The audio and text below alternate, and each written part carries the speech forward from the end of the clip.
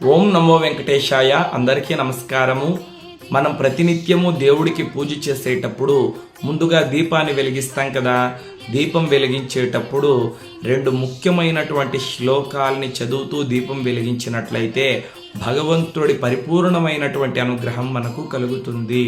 ఆ 2 అతి ముఖ్యమైన శ్లోకాలు ఏవో ఇప్పుడు మనం చూద్దాం. శుభం కురుత్వం కళ్యాణి ఆరోగ్యం ధన సంపద శత్రుబుద్ధి వినాశాయ దీపర్జ్యోతి నమోస్తుతే.